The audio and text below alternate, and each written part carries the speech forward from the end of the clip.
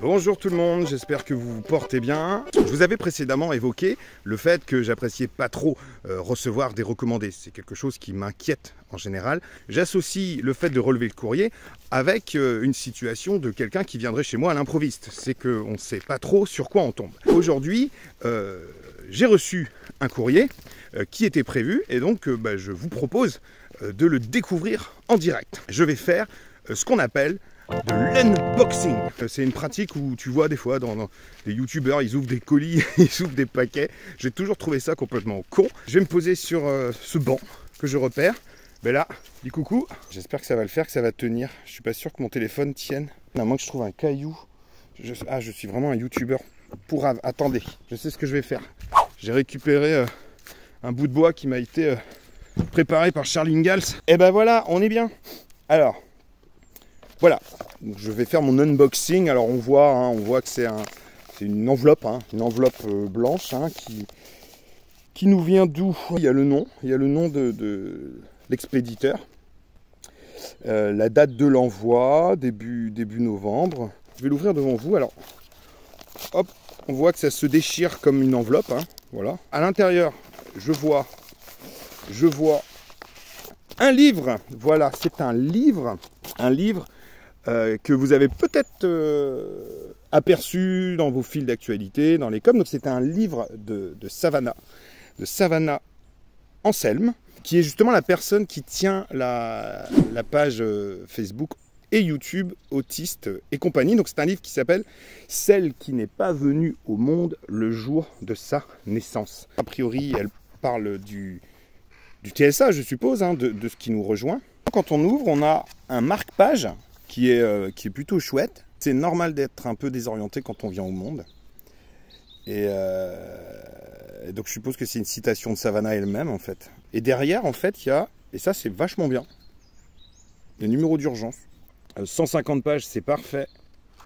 C'est parfait, c'est pas hyper long. C'est écrit assez gros, donc ça c'est bien.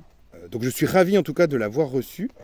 Puisque, elle m'a mis un petit mot, je vais dire, pour Fabrice, un père autiste tout à fait inspirant. Merci, bonne lecture, Savannah. Ça me fait très plaisir, cette petite dédicace. Et donc, je vois que c'est le premier d'une série, puisqu'il y a écrit tome 1, Genèse d'une jeune autiste, du berceau à l'adolescence, grandir dans un monde qui ignore l'autisme. Ah, je ne sais pas si tu l'as repéré, Savannah, il y a une faute dès le début. L'Ostim. Je sais pas si tu vois là. L'Ostim. Petite faute. Et je t'enverrai cette vidéo avant que je la publie, au cas où ça te prenne la tête cette faute et que tu veuilles pas que je fasse un focus. Moi je suis comme ça, moi je suis un sniper de l'erreur, moi je suis le débusqueur de la faute fatale. Tu vois, cet ouvrage est indigne, je les jette. Donc je vois qu'il y a des personnages dans l'histoire. C'est une autofiction. C'est ça qu'elle pouvait dire en fait sur ses réseaux. Donc en fait voilà, c'est une fiction, c'est une histoire, mais qui se base de ce que je comprends en tout cas sur sa vie en fait. Donc voilà, donc c'est parti. Je vais commencer à le lire intégralement devant vous. Voilà, non, je plaisante évidemment, je ne vais pas tout spoiler. Moi, je suis ravi d'avoir reçu cet ouvrage parce que ça faisait un moment que j'en entendais parler. Des fois, je discute aussi avec Savannah, donc du coup, ça fait plaisir de voir qu'elle a été au bout de son projet. Et donc, qu'est-ce qui est écrit ? Savannah, 33 ans, diagnostiquée autiste à 30 ans, après des années de lutte. Elle a étudié les sciences sociales à Paris, ça je sais bien, et s'est formée en écriture biographique et en père aidance en santé mentale pour accompagner d'autres personnes avec un profil similaire au sien. Militante engagée, elle sensibilise à la santé mentale et à la neurodiversité à travers une chronique radio, une page Facebook suivie par plus de 10 000 abonnés et une chaîne YouTube. Elle pratique également le dessin de mandala depuis 4 ans et expose ses œuvres localement. Mère de 2 enfants autistes, elle consacre du temps à mieux les comprendre et les soutenir, participant à des formations pour parents d'enfants autistes. Savannah incarne aussi un exemple de résilience. À mon avis, il va y avoir un peu de trauma là-dedans. Dans le livre, combinant ses passions pour l'écriture, le militantisme et l'art, avec son rôle de mère et d'aidante auprès de la communauté autiste. Voilà un peu comment s'engage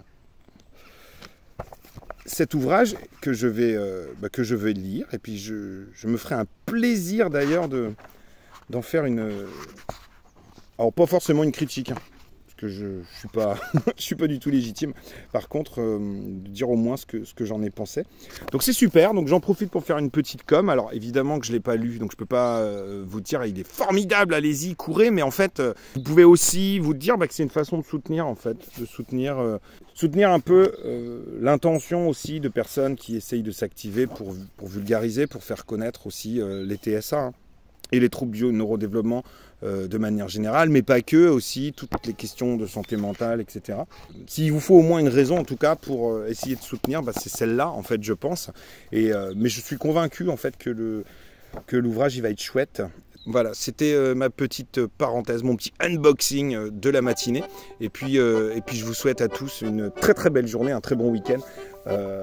J'espère qu'il ne fait pas trop froid par où vous êtes, là où vous êtes. Allez, à plus!